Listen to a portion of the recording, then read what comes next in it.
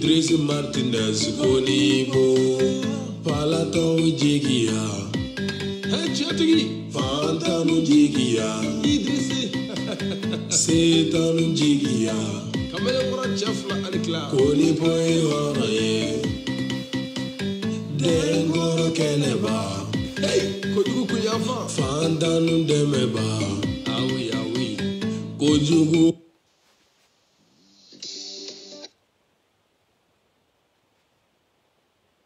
Keleba Martinez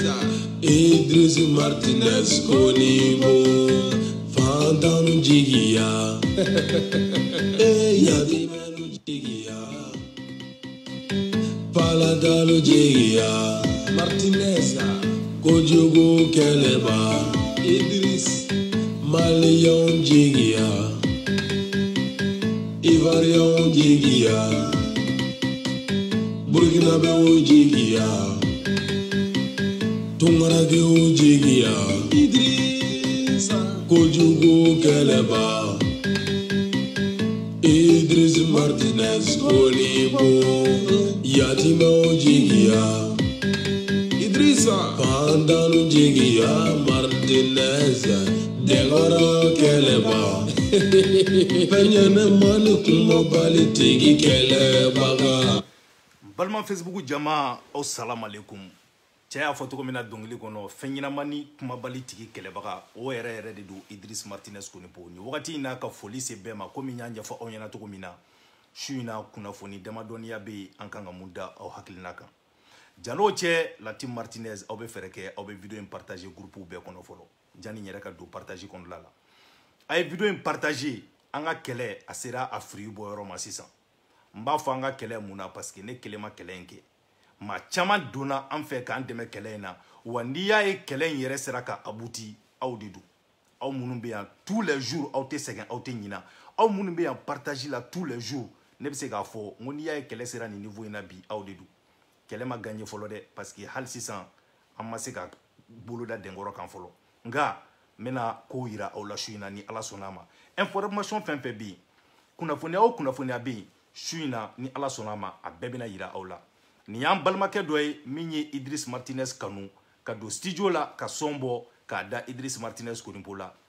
k'a fɔ a ye ko son diyara n ye a bonyana ma wallahi ça me va droit au cœur. Son in diyara yɛrɛ yɛrɛ de an k'a lamɛn fɛn ɲɛnamani kɛlɛbaga.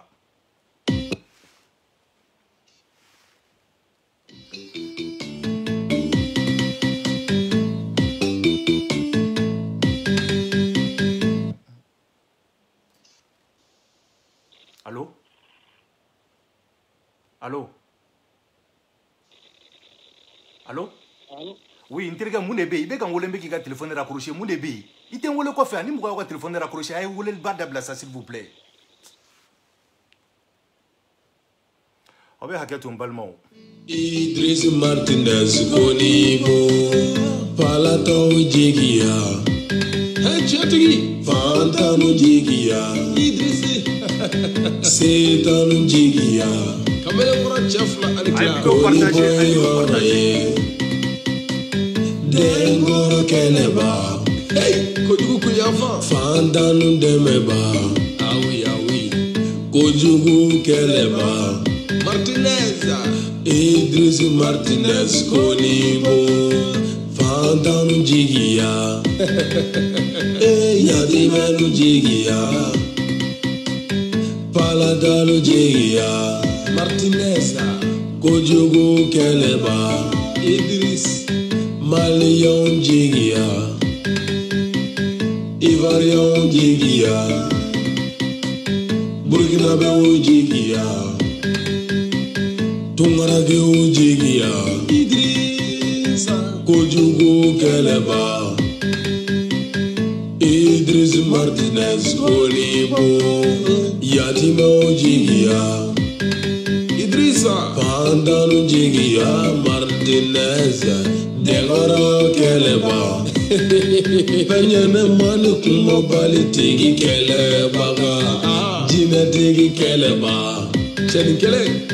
Como tigi Keleba Awi Arna Kelu Keleba Chie Jina muzunin tigi bekele chemi fe Idris Martinez Konipo Ni Chega Adisema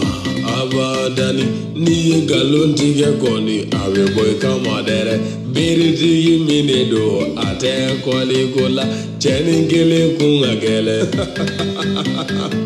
Idris Martinez Iga wari peremila jina musuni bila abtika wari takana na mbe baraki avec un million chama yame.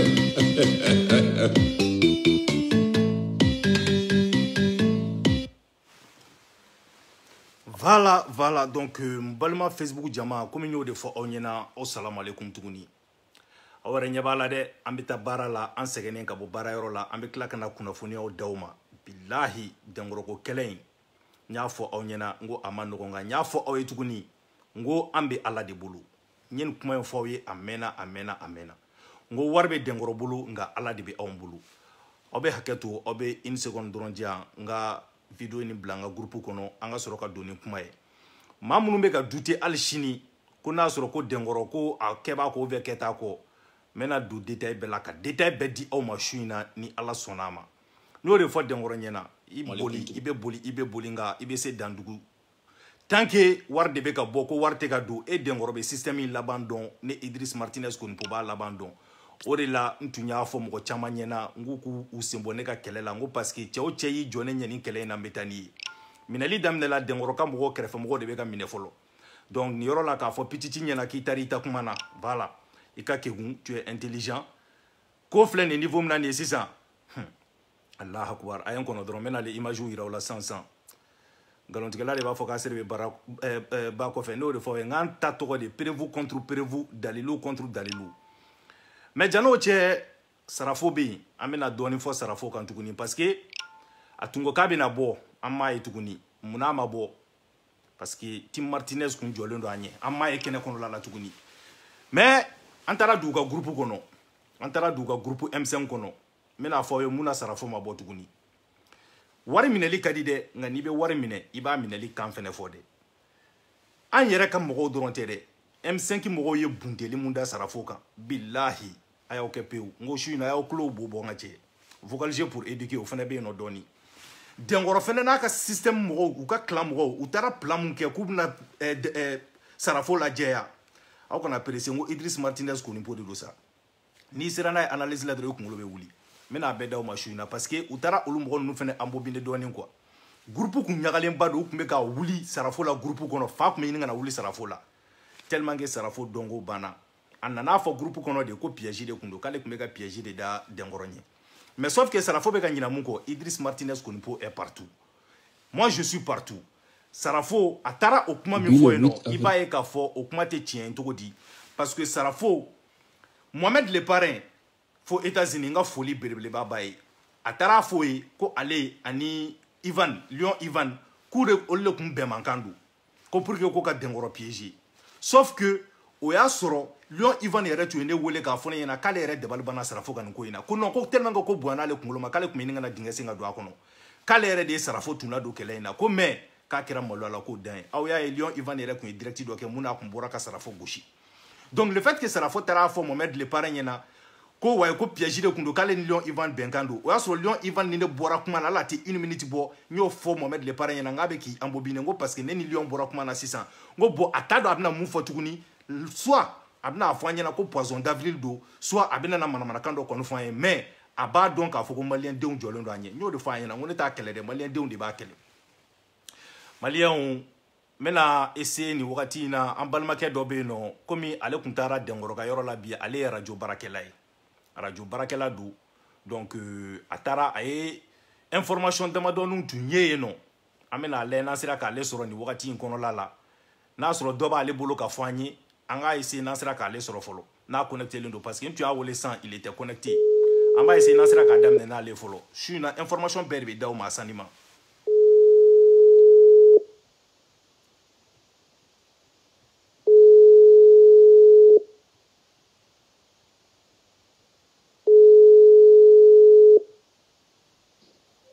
Allô Idriss. Oui, bonsoir mon frère. Comment tu dis?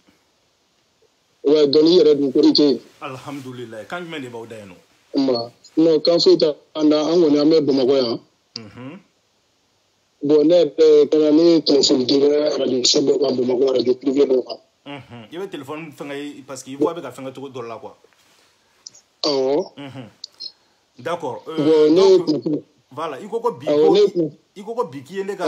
vidéo ye donc aw yɛrɛ y'aw senfa ka se Dɛnkɔrɔ fɛ yen ka taa lajɛ ni nin ko in ye tiɲɛ ye ou pas donc aw selen Dɛnkɔrɔ fɛ yen nɔ aw taara sɔrɔ a ko bɛ cogo di n'i bɛ se ka dɔɔni fɔ an y'o kan quoi. Idriss Martinez ne yɛrɛ taara ne jigi wari la. Parce que ka sababu kɛ ne terikɛ dɔ bɛ yen kabini salon sunkalo waatiw la.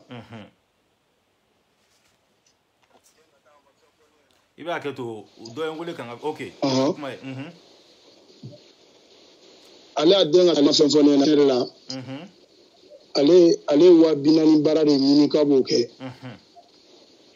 Bon ale taara o kɛ sisan nɔ fɛn d'a ma semaine d'a ma fo jusqu'à présent a bolo ma se ka da wari kan. Depuis salon sunkalo. Kabini salon sunkalo ma se donc an dontɔ filɛ sunkalo la o fana b'a kɛ san kelen. Voilà, a bolo ma se ka da si kan chaque fois o bɛ rendez-vous d'a ma. mais e min yɛrɛ ye radio baarakɛla ye n ko aw de bɛ a commentaire kɛ aw radio baarakɛlaw yɛrɛ de tɛ Dɛnkɔrɔ commentaire kɛ wa donc ni e ka mɔgɔ gosir'o la n ka cɛ est ce que e yɛrɛ nɔ t'o la. Ne yɛrɛ nɔ b'o la o de hukumu kɔnɔna na ne yɛrɛ wulila ka taa yɔrɔ lajɛ n'o tɛ kabini Ala ye dan ma se mais ne terikɛ fana kɛ ko dɔ kama pour que ne kana se ka bɔ a kalama. Bon bi donni kama ne yɛrɛ wulila ne taara lajɛ ne yɛrɛ mɔgɔ min ye ɲɛ la fo ka ji ci ɲɛ kan. A ka ca ni mɔgɔ 200 n'a kunkanfɛ fɛn 13e mɔgɔw fana ka mobili tun bɛ yen. Bon dɔw bɛ yen kabini 8 heures k'olu ma daraka d'u ma foyi bi mais mun yɛrɛ digira ne la a ka ko la parce que a ko diɲɛ don o don k'ale bɛ mɔgɔ 100 de balo. Bon n'a fɔra ko mɔgɔw taar'u ka fɛnw nɔfɛ e ma dumuni d'u ma o fana ye ne tɔɔrɔ dɔɔnin ani mɔgɔw bɛ jigin ka taa ji fana ɲini k'a san k'a min. Ko bon o mɔgɔ tɛ baara la bilen ja tiɲɛ yɛrɛ tɛ a bolo a bɛ ka mɔgɔw ka wariw de fara fara ɲɔgɔn kan k'a di mɔgɔw ma. ne y'o fɔ a mɛnna o. Voilà, bon ne terikɛ selen yen nɔ ko k'a ka taa kami kelen san k'a ni fɛn dɔ 600 la a taara o fana san tuguni jusqu'à présent a bolo ma da si kan ne yɛrɛ tun taara k'a bɛ taa convocation tigɛ kan na. Bon a taalen o la sisan nɔ bon ne taalen ni n ka badge carte de presse ko ne ma ko ne k'o dogo ko n'o tɛ ko ne ka na n yɛrɛ identifier jama la. O b'a sɔrɔ ka mɔgɔw bila tɔgɔ sɛbɛn na direct la ne terikɛ kɛra mɔgɔ 3nan ni Bakari Kamara a sina k'a tɔgɔ sɛbɛn ten. mais tɔgɔ sɛbɛn kun ye jumɛn de ye wari de kun kan ka lasegin wa ou bien mun de kun kan ka kɛ baara kura de kun na k'u ye.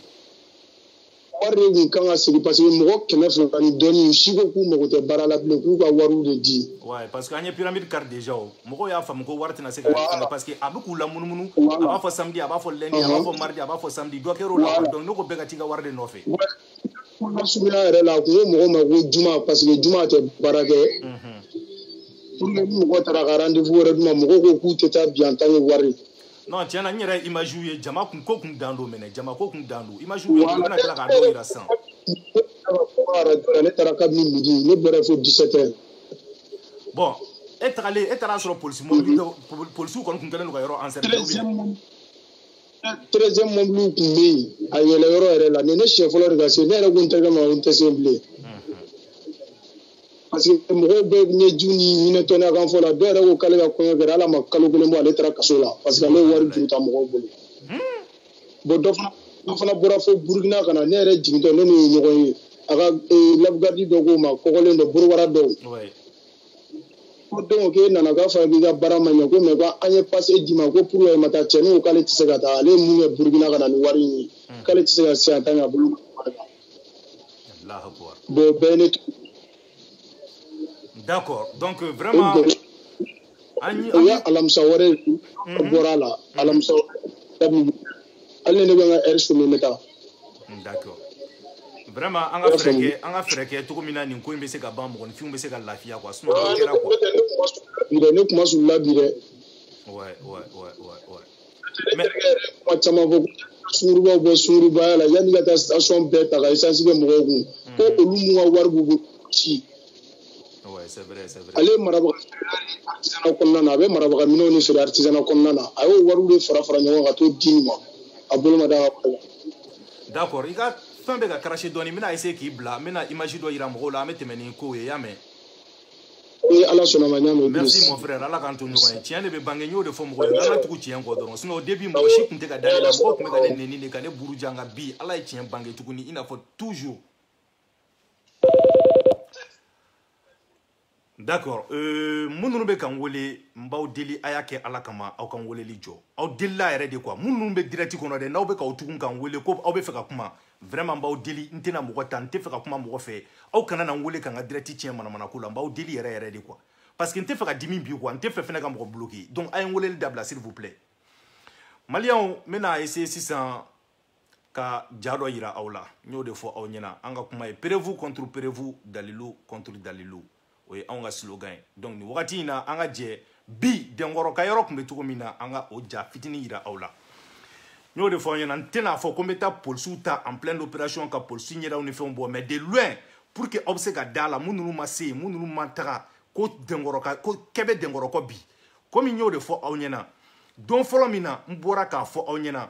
n ko 13e mɔgɔw tagara denkɔrɔ ɲini aw hakili b'a don na a don tilala direct la dɔrɔn a taar'i jɔ n t'a dɔn pâtisserie dɔ la ka direct kɛ k'ale bɛ yen ko ale tɛ yɔrɔ si o dugusɛjɛ a taar'i jɔ a ka da la ka direct kɛ k'ale bɛ yen o bɛɛ ye ɲagaralabɔ de ye mais aw ma Idriss dɔn ne y'o de fɔ aw ɲɛna sa aw tɛ Idriss ka kɛlɛ dɔn aw t'a dɔn Idriss mana kɛlɛ daminɛ a bɛ déterminer cogo min na n bɛna kuma kelen fɔ aw ɲɛna maliyɛnw aw ɲɛ b'a la ne kɛlen don ka n ka diɲɛlatigɛ ko bɛɛ bila san ka ɲɛsin denkɔrɔko kɛlɛ in de ma yɔrɔ o y'a ye ça fait plus d'un mois n tɛ vidéo foyi kɛ ni denkɔrɔko vidéo tɛ mɔgɔ caman b'a miiri k'a fɔ ko wayi ko parce que ko ni Idriss bɛ ka kuma denkɔrɔ kan k'a bɛ lajɛ denkɔrɔ nana sɔrɔ ne bɛ lajɛ n y'o de fɔ ye ne de ye tɔgɔ di denkɔrɔ ma au contraire ni ne ye vidéo kɛ denkɔrɔ kan k'a bila o ni ne bɔra denkɔrɔ la ka taa n ka vidéo kɔrɔw kɛ n tun bɛ vidéo minnu kɛ aw yɛrɛ ka taa dɔrɔn ka taa lajɛ a bɛ lajɛ cogo min na aw yɛrɛ ka taa lajɛ mun layɛli ka ca ne bɔra yan muso min ko a ba y'a ka so détourné muso in taara a kuma fɔ siɲɛ kelen siɲɛ fila kuma in ma taa yɔrɔ si mais ne ye sigi ka vidéo kɛ muso in fɛ don min na a ye taa lajɛ a vidéo n'a tɛ ɲini ka na se 1 million de vues ma a ye taa lajɛ mɔgɔ dama bɛ o kɔfɛ mun ninnu bɔra ka muso balila dɔrɔn ka kɛ star ye n y'o de fɔ aw ɲɛna denkɔrɔ tɛ foyi nafa de ye denkɔrɔ nafa kelen min bɛ ne kan dɔrɔn o ye a ka tunkarankew ka ɲani de dabila ne y'o de fɔ aw ɲɛna a ye ne sigilen ɲɛ lajɛ filɛ nin yɔrɔ min na walayi sunɔgɔba de bɛ n na mais n bɛ ka direct in kɛ mun de la parce que n ye layidu de ta aw ye n ko n bɛna direct kɛ aw ye k'aw kunnafoni ne Idriss tɛ se ka miiri ko nin soli ka wuliba in nin tiriki tɔrɔkɔba in ka taa nin bɛɛ kɛ neige kɔrɔ ne y'o de fɔ aw ɲɛna aw ɲɛ tɛ n tɛgɛ la sisan a nɔgɔyara dɔɔni tilegan in na aw ma ne tɛgɛ kun koyokoyotɔ ye bon o ye baara de ye nɛnɛ de tun bɛ ne kan parce que nɛnɛ walayi fo f'i sɔnni jukɔrɔla bɛ bilen tellement que nɛnɛ b'i tɛgɛ kan i mana i tɛgɛ ko togo togo a tɛ se ka jɛ hali ni ye tulu k'a la sisan a bɛ koyoko tellement que nɛnɛ bɛ yen i bɛ bɔ nɛnɛ kɔrɔ i bɛ taa baara kɛ n'a fɔra ko denkɔrɔ k'o wari minɛ k'o manamana dun ten ko ne Idriss k'an sigi ko k'o lajɛ ala ye maaw da a ma maaw ka kelen ye maaw ka intelligence tɛ kelen ye maaw ka faamuyali tɛ kelen ye maa minnu bɛ yen k'u binna nin piège kɔnɔ u ka fugariya tɛ u ka dangadenya tɛ wa n bɛna kuma kelen de fɔ aw ɲɛna hali PMI Mali u b'a fɔ de ko wayi ko wari tɛ sɔrɔ tan tɛ sɔrɔ tan munna mɔgɔw bɛ taa jouer PMI Mali la parce que u bɛ espérer de k'a fɔ n'u ye 40 don a la u bɛna miliyɔn 1 sɔrɔ donc maintenant ni mɔgɔ dɔrɔn nana ko n'ale ye miliyɔn 1 minɛ k'ale bɛ miliyɔn 10 d'i ma ko n'a ma se a b'i ka wari segin i ma pourquoi i tɛ taa o ko jate minɛ n'i tɛ fɛn mun dɔn i t'o dɔn ne y'o de fɔ aw ɲɛna parce que denkɔrɔ ye mun fɔ a kumacogo a bɛ kuma ni ala tɔgɔ min ye a taara maaba minnu gɛrɛ a la o de la ne y'a fɔ maaw ɲɛna n ko denkɔrɔ profitez de vos influences a bɛ taga Racine Sall ninnu komi diɲɛ bɛɛ ka bonya b'olu kan jɛma yɛrɛ o ta de juguyara n'a bɛɛ ye parce que jɛma yelen a nɔfɛ o ye Mali muso bɛɛ minɛ k'a d'a ma a bɛ taga tugu an ka maabaw kɔ Abawani nin yɔrɔ in na n bɛ n profiter ka o yɔrɔ fana kunnafoniya di aw ma Abawani talen a fɛ yen nɔ ne bɔra n ye Abawani gosi tiɲɛ yɛrɛ la o kɛra mais Abawani ni n ka Albert ye ɲɔgɔn sɔrɔ Albert Martinez celui qui gère ma page celui qui gère mes comptes WhatsApp ale de bɛ ne ka fɛn bɛɛ gérer o Albert ni ani Abawani ye ɲɔgɔn sɔrɔ Abawani y'a yira comme quoi vraiment a m'a min a m'a bɔn a tun t'a kalama yɛrɛ voilà donc comment il s'appelle Kureshi o neveu de Abawani a tun taara Kureshi de bila voilà a taara Kureshi de bila denkɔrɔ fɛ yen nɔ donc denkɔrɔ y'i profiter comme a b'a dɔn Abawani silen don ka Abawani filmer k'a yira diɲɛ na sinon Abawani tun t'a kalama donc o yɔrɔ la an b'a fɔ Abawani ɲɛna ko vraiment i t'an ka sira kan an t'i ka sira kan an bɔra ɲɔgɔn na donc i n'i ka ko an n'an ka ko an y'o de fɔ anw ɲɛna an bɛ ɲɔgɔn sɔrɔ sira kelen min kan o ye denkɔrɔ ko de ye ni denkɔrɔ ko tɛ yen ka ban n'i y'i yɛrɛ jabajɛya k'a fɔ comme quoi i kun t'a kalama n t'a kalama o bɛ hali droit la voilà donc o yɔrɔ la an yafar'i ma donc e ka taa ka bɔ an ka sira kan sisan Maliens bi dengoro fe kun be to mina mena fitini ira awla police pick up mbe nya fo ya ka bo hakilima ayora kera QG wa muna fene mtumbe ka fo ko me commissaire tanu 13e na do rete c'est pas comme si ni téléphone de benen commissaire ni nyogontia bi en plein yorom na kamega kuma ko coordonner non ne ka mo ne wuli chi ay tak nya fo no de fo ne ka ko bebe Facebook ka o rebe ba don nya fo be ay ta 13e na mogo mana na mfe mba fo ta 13e na ibe malawa awa ta 13e na ibe malawa awa ta 13e na o mogo de ngole bika fo ko effectivement uni commissaire ou flen de dengoro fi ko commissaire yere a funyana ko non ko bikoni ko dengoro ko ku be fere sira la o re la mega commissaire to fa sinon c'est pas comme si nene de commissaire wole a donta bota non c'est pas comme ça mais ne ka mogo de be mununu ka dossier be commissaire nunu bolo ino parce que mogo de kumbe ka commissaire a to tien mogo be ne wole vraiment 13e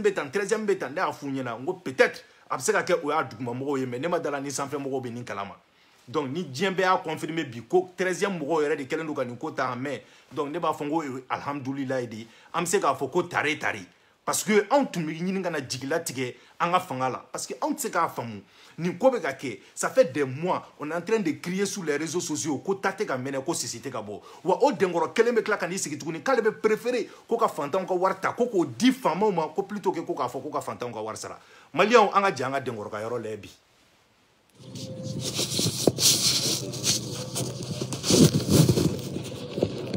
obe akeke doni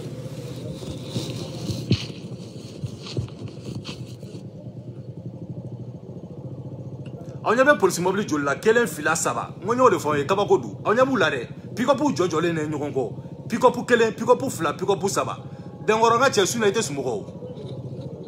on yabe pick up la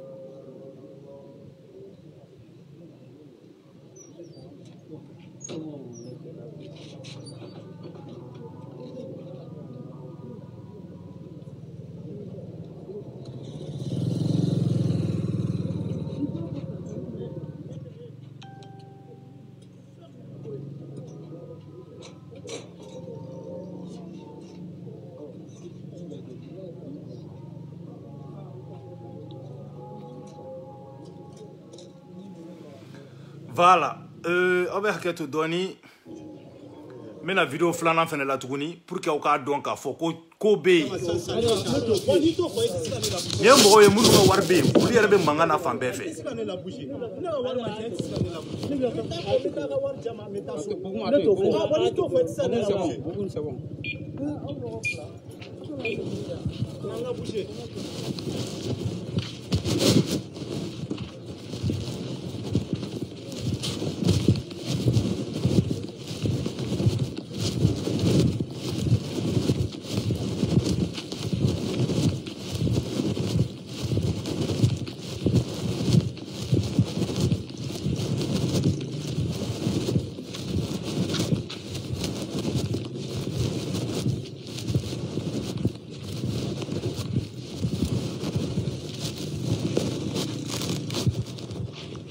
Maliens au koni au nyebe mogo sigilena au nyebe ni mogo fenfe sigilena ni bena ne duga warri no fe chebe ko de fo kona le ka war madama kati bouger nyo de fo dengoro nyena manifi imeni ka ko la tugu ani nturala o bebe bokelene la Maliens ngo kabako dans dunia de du abe haketo folo mena la jeni siraka Albert soro Albert ale de nga élément clé malila même muso do fene ba mbolo 600 ah tiena o muso yin atoko ko efficacité maintenant ale toko fo oyo folo fo ayre ka la maria diano na e la maria dian dongodo kan atoko fo ah o dongo ni ala sonama atoko na fo onyena mais ale fene yan de me kelen na toko mina no akabu haklima ale non courage ko dando bon Albert tiens la jongi wole messenger la mini wole messenger la sans ni ala sonama parce que là je te vois pas sur Facebook sur WhatsApp, il y a WhatsApp pour un téléphone, il me direct mais c'est pas grave. Mi wele yano.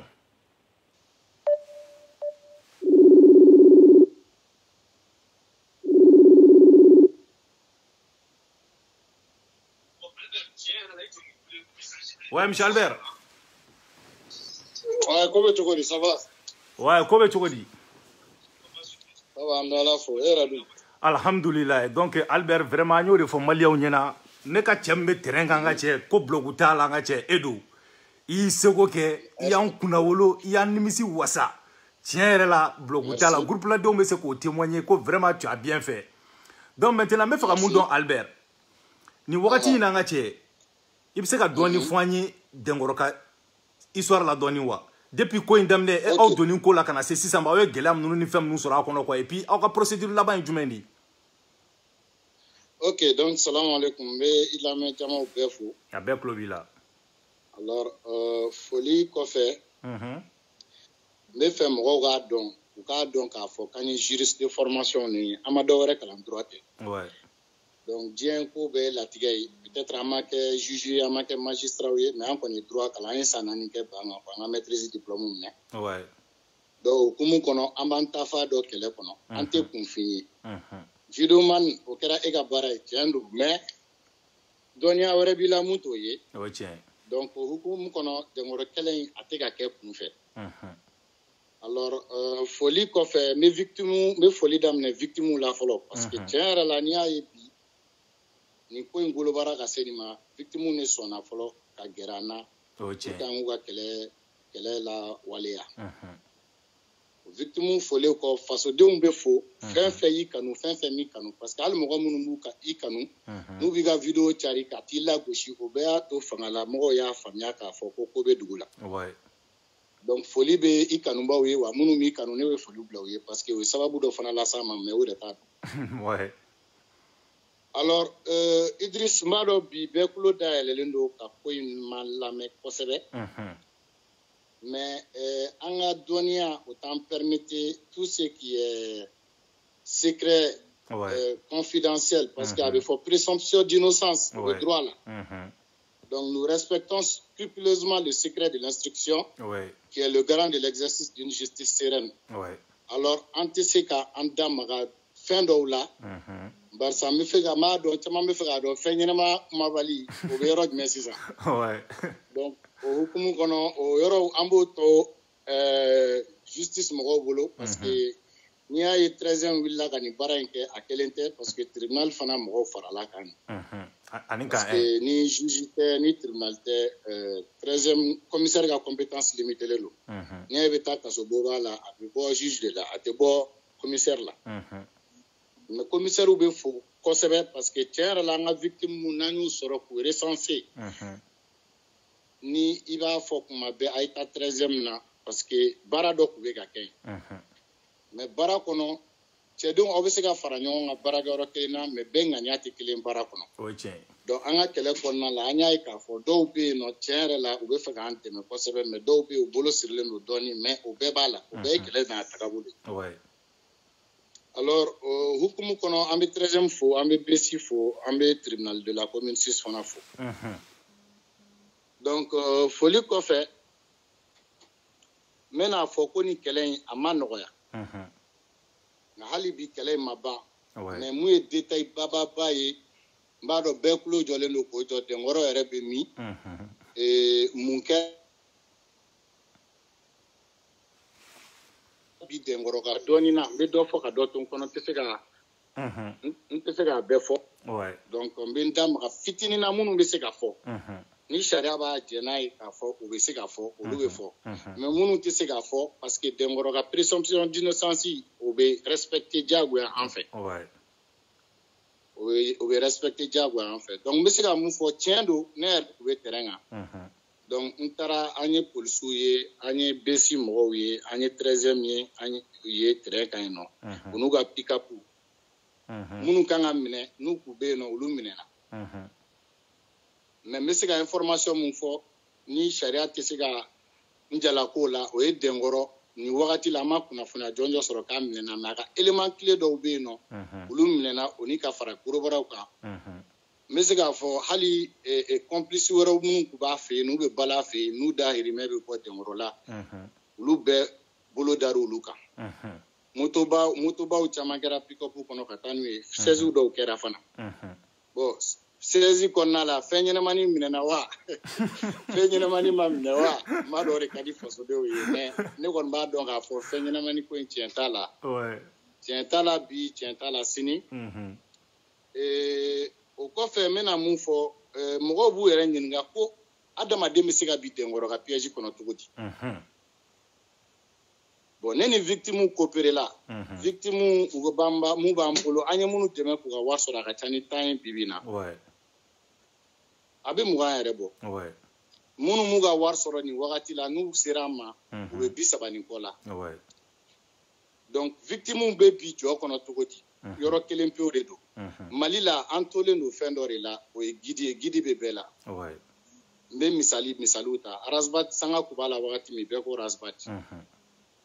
Mamu Diko ka kɛlɛ ne yɛrɛ taara si boulevard la bɛɛ ko Diko donc malien an bɛ guide de kɔ kuma bɛɛ genre ni guide n'an y'an ka guide ye fɛn min na dɔrɔn maa fanba ɲɛ bɛ ka don o fɛn na donc Umu Jara a fɛlen don ne yɛrɛ ye cɛ ye ne yɛrɛ bɛ Umu lamɛn kuma tɛ muso ma Umu Jara bɛɛ y'a kanu ma diya ne bɛ se k'a fɔ mɔgɔ fanbaw kelen ka Umu Jara ye poli hɔrɔntigi don a bɛ furu dilan ka Umu Jara ye denkɔrɔ kɔ hali ni Umu Jara ma kuma a ma kuma dɛ ala ko cɛ a ma denkɔrɔ baw ni fɛn ninnu kɛ mais a kɔni bɛ tagama kɔ a bɛ bɔ video la o y'a to mɔgɔw b'a fɔ ni Umu Jara bɛ yen nɔ hali n'a bɛ wari di jinɛ ma an bɛ taa Umu Jara dɔrɔn tɛ n tɛna a kelen ta tɔgɔ ma Sheriff ka solo bɛ yen nɔ a taara video kɛ n'olu ye donc Denkɔrɔ il était stratège Denkɔrɔ ka c'était un homme de stratège et puis on est Pichichi ninnu parce que mɔgɔ caman y'a dɔn Pichichi de fɛnɛ nɔfɛ Pichichi dun fɛnɛ ale tun bɛ Amsardine de la donc mɔgɔw b'a fɔ k'olu tɛ don namara ko la parce que olu yɛrɛ ka baara olu ka layidu 6 la kelen bɛ yen ko n tɛ namara kɛ n senkɔrɔ n t'a kɛ n bolo kɔrɔ c'est ça voilà donc o fana b'a la o ni Racine Sall ninnu an ka zikiridalaba ninnu donc n'i y'a ye i ma da ko la i fa m'a fɔ ko t'a kɛ de n'i ma da ko la i ka musokɔrɔba ye k'a kɛ o de don quoi donc o de b'a to mɔgɔw bɛ da la ka don a la donc Denkɔrɔ o fana filanan ye mun y'a to mɔgɔw yɛrɛ sɔrɔ Denkɔrɔ ka fɛn kɔnɔ Denkɔrɔ ye kalo damadɔ ni san damadɔ de kɛ a bɛ bɔ ka kumabaw fɔ mɔgɔ si t'a lagosi mɔgɔ si t'a fɔ ko tiɲɛ tɛ mais Idriss an ka foli b'i ye kosɛbɛ parce que i sababu la i ye mɔgɔ caman ɲɛ yɛlɛ k'a dan aw bɛ video décortiquer parce que ka ko lajɛ ka ko lamɛn o ni ka ko faamu kelen tɛ donc du fait que aw bɛ décortiquer kɛ ka video décortiquer k'a ta seconde par seconde virgule par virgule a y'a to caman hakili da yɛlɛla alors victime ninnu mɔgɔw kana n'a fɔ ko yɔrɔ dɔ fana bɛ yen nɔ ko pourquoi u bɛ nin wariba di Denkɔrɔ ma u tɛ nin di u ba ma ou bien nin di u fa ma n bɛ exemple kelen dɔrɔn de ta n tɛ n da don victime bɛɛ ka k'a la exemple kelen cɛ mun n'i y'a ka audio joué i ka page kan fo a ko a ka miliyɔn ni kɔ de bɛ dira Denkɔrɔ ma parce que a ba tun bɛ problème na n bɛn'o kuma lasurunya dɔɔni mɔgɔw k'o faamuya o cɛ in mun y'a se Denkɔrɔ ma n bɛn'o fɔ aw ye cɛ ba baarakɛyɔrɔ dɔ de la miliyɔn 4 problème wulila a da la yen wari tiɲɛna a b'a bolo baarakɛyɔrɔ la ale dun de y'a kelen ba ka cɛmannin ye wa ale bɛ kɔ kan donc a ba kasibagatɔ sera a ma karisa n'i ma miliyɔn 4 ci ma ne taatɔ filɛ kaso la ale dun y'a miiri a bɔtɔ Bamako dɛmɛbaga tun t'a la kuma tɛ sisan ale yɛrɛ tɛ Bamako ma sababu foyi t'a bolo jigiya t'a bolo ale dun kunna wari hali miliyɔn 1 ni tila bɔ fɔlɔ bon cogo di joona ale bɛ se ka miliyɔn 4 sɔrɔ k'a ba bɔ digun kɔnɔ hukumu kɔnɔna la a y'a ye k'a fɔ jigiya kelen min bɛ se ka kɛ o ye Denkɔrɔ ye parce que a b'a ye Denkɔrɔ b'a fɔ k'a bɛ se ka wari lafɔ ne ye k'a lacaya ye o de y'a to a wɛrɛ t'a la Mali kɔnɔ yan a kun mana téléphone ta ka mɔgɔ o mɔgɔ wele n dɛmɛ i ka n ka wari dafa n ka n ba bɔ kaso la jɔn bɛ se ka n'i dɛmɛ Mali kɔnɔ problème na ko ka 3 millions ta ka d'i ma an bɛɛ bɛ Mali réalité donc cɛ y'a jigi kɛ Denkɔrɔ ye o la donc cɛ in ka cas in kɛra cogo min na tan Denkɔrɔ ka victime bɛɛ n'a ka sira de don ni situation kelenw fɛ dɔw bɛ yen nɔ n b'u ka secret dɔn n tɛ se ka n'a bɛɛ fɔ n y'o de fɔ n bɛ dɔ fɔ ka dɔ to n kɔnɔ kuma in ka gɛlɛn kosɛbɛ alors o ye mɔgɔw k'o faamuya pourquoi mɔgɔw binna Denkɔrɔ ka jɔ kɔnɔ o ni Denkɔrɔ yɛrɛ tun bɛ kɛwale minnu kɛ sabanan ye mun ye mɔgɔ minnu bɛ ka Denkɔrɔ kɔnkɔrɔma dun bon c'est normal Idriss ne tɛ taa yɔrɔ jan ouais denkɔrɔ kɔkɔrɔma dɔgɔbaw u ka sira nali ka sira ka ca dɔw bɛ yen u bɛ denkɔrɔ dɛmɛ parce que o tɛ Idriss ouais n bɛ tɔgɔ fɔ kɛ o la o ye Tijo ye parce que i n'a bɛ kɛlɛ depuis i bɛ ka ko la ouais bɛɛ bɛ Tijo la i bɛ ka ko dɔn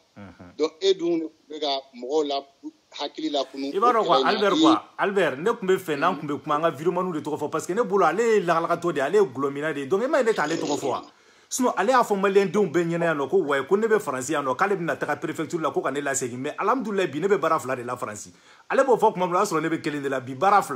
donc a y'a fɔ a ye ko ne bɛ Faransi hali sisan ko n bɛ k'a ka préfecture kɔnɔ k'ale n'a ka préfet ko ne bɛ a f'u ɲɛna ko je les encule i m'a faamuya a ka t'o fɛnɛ ta ka t'o d'a ka préfet ma moi je m'en fous ko ne bɛ Faransi kɔnɔna la yan nɔ n'ale de nana ne Faransi k'a ka na bɔ an kana olu tɔgɔ fɔ sa ale ye gulɔmina de ye mɔgɔ ɲɛnamaw tɔgɔ fɔ n y'a dɔn ni tɔgɔ fɔra i bɛ dusu non parce que quoi an ka mɔgɔ ɲɛnamaw tɔgɔ fɔ ne mana ale lajɛ ale ye comédien de ye ne bolo quoi a bɛ taa fa gulo la ka bo kɛ ka manamanakan fɔ e bɛna k'e bɛna o an k'an pan ale kunna quoi an ka mɔgɔ sɛbɛw tɔgɔ fɔ ok vas-y donc o la n bɛ fɛ k'a fɔ kɛrɛnkɛrɛnnenya minnu bɛ ka denkɔrɔ soutenir a y'u faamuya u ka na de bɛ denkɔrɔ ko la quoi e bɛ ka arajo mɔgɔ minnu fɔ hɔrɔnya mana na ka nafolo na bi bi in na caman bɛ hɔrɔnya to yen ka tugu nafolo kɔ o ye tiɲɛ bon minnu bɛ kɛlɛ la ka denkɔrɔ soutenir ils sont pas comme toi ils sont pas comme moi là je parle de moi-même moi j'ai un salaire j'ai un travail je fais du commerce je vends l'or je vends du bazin donc n tɛ se ka nata 1,1 nɔfɛ bon denkɔrɔ mana hali 25,000 ma o ye koba de y'u bolo donc diyagoya olu fana bɛ denkɔrɔ supporter i bɛ ka supporter a dɔw fɛ fo ka taa i bɛ ka bi dɔw bɛ ka supporter o donc c'est pareil denkɔrɔ fana bɛ supporter donc ne b'o faamuya kɛlɛ kɔnɔ quoi parce que kɛlɛ kɔnɔ il faut avoir le fair play alors o hukumu kɔnɔna la donc o y'a to mɔgɔw bɛ denkɔrɔ fana dɛmɛ kɛlɛ in na alors n bɛna na point wɛrɛ mun na sisan o ye an ka wulikajɔ ye Idriss an ye sɛgɛn sugu bɛɛ ye nin ko in na kabako don kuma dɔw la fan yɛrɛ dama bɛ to ka kɛlɛ non an bɛɛ kɛlɛla ne ni e kɛlɛla ne ni Denin kɛlɛla an bɛɛ bɛ kɛlɛ an bɛ ja parce que an y'an ka objectif kɛ kelen ye an y'an hɔrɔnkan de di an y'an dalakan de k'a fɔ tiɲɛ yɛrɛ la nin ko in da tɛ to an na Mali ko in na yan donc o kumakan in de y'a to tiɲɛ yɛrɛ la n'an kɛlɛla wagati o wagati an bɛ tila ka ɲɔgɔn ye ɲɛfɛ kɛlɛ in ma nɔgɔ dɛ n'a fɔra ne ka nin kɛlɛ in ɲɔgɔn wɛrɛ kɛ n bɛ fama ma dɛ parce que a kɛlɛ ma nɔgɔ n ka ca a kɛlɛ ma nɔgɔ walayi ni semaine bɛ se k'a fɔ kalo kelen ni 3h du matin tɛ n tɛ non mais kɛlɛ yɛrɛ fɛnɛ tun bɛ nɔgɔya n'a sɔrɔ a mɔgɔ ninnu caman kun kalannen don mais a fanba ye analphabète de ye i m'a ye donc n'a fɔra k'u kana nin ye k'u kana nin de ta u tɛ se quoi u tɛ se donc o yɛrɛ de bɛ ko in tun gɛlɛya anw bolo dɔɔnin quoi tu vois non c'est ça parce que ni ko karisa ka dossier kɛ a tɛ se ka dossier monter ni ko procuration u t'o dɔn problème exprimer mais ni ko karisa hali a signer signature yɛrɛ bɛ kɛ yɔrɔ min a bɛ fili o la cɛ dossier in kɛ man di dɛ mais o bɛɛ la an y'an timinanja ka dɔw dɛmɛ kuma lasurunya la sisan l'autre jour an y'aw ye tribunal la aw ye direct kɛ an ka page sanfɛ donc aw y'a yira comme quoi ko aw taara kan 1 na ko sisan ko aw bɛna taa soit transmis ta bon bi aw ko soit transmis donna aw bolo kɔnɔ i bɛ se ka dɔɔni fɔ an ye o ko fɛnɛ kan ok effectivement i bɛ hakɛ to Albert dɔ ye n wele quoi a ye n ka fɛn bɔ haut-parleur la quoi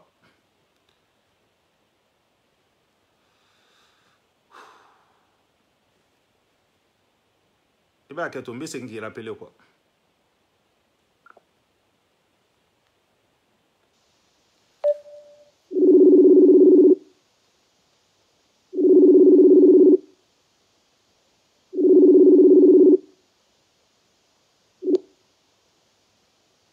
ouais Albert oui au fait effectivement an taara tribunal la soit transmis ko la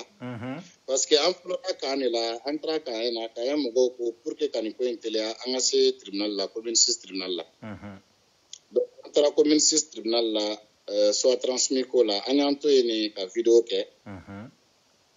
voilà donc comme vidéo ko in na bɛɛ ja ma fari k'i ɲɛda bɔ quoi donc Denin ko an terimuso m'an dɛmɛ kɛlɛ la a kun man d'a ye k'a ɲɛda bɔ o de la an ma ɲɛda bɔ a la directement donc an selen o la an ye sira dɔw sɔrɔ olu ko k'an ka se yen nɔ bi ka taa résultat minɛ donc an taara u ye soit transmis d'a ma soit transmis bɛ sele de a bɛ kɛ enveloppe de kɔnɔ k'a datugu donc o yɔrɔ in na n bɛ n da maga yɔrɔnin dɔ la soit transmis mun bɛ sele n'a y'a ye Idriss m'o bila a ka page kan parce que Idriss b'a dɔn en droit c'est pas légal et normal ko o soit transmis ka publier mais simple convocation o bɛ se ka publier donc o kuma caman kɛra o fɛn ni yɔrɔ in fana da la fo n k'o yɔrɔ souligner quoi parce que vidéo in na fana ko bon même pas o kunna c'est-à-dire n'o de f'i ye kuma sɛbɛlamaw jaabi quoi non nafa t'o la même pas yɛrɛ kunna quoi voilà donc soit transmis dirama donc an ni plaignant taara kan un na donc quand un mɔgɔw ye dossier enregistré donc demain olu de kan ka action mener Dengɔrɔbugu la sini ne k'u ye an ka départ ye ka taa Dengɔrɔbugu la donc sini de kan un mɔgɔw tun bɛna wuli ka taa kaba kɛ tɛgɛ kɛ Dengɔrɔ la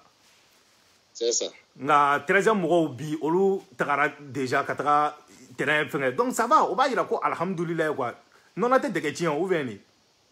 i y'a faamu donc o de la 13e mɔgɔ ye nin kɛ nin ye 13e ka baara ye parce que Dengɔrɔ bɛ bɔ olu ka secteur de la donc effectivement u ye nin action mené u ye baara ɲuman kɛ ne kɔni ne ye 13e fo kosɛbɛ vraiment nin action diyara n ye kosɛbɛ yɛrɛ de quoi parce que kɛlɛ in tiɲɛ yɛrɛ la Idriss a ma nɔgɔ dɛ a ma nɔgɔ mais an bɛ Ala fo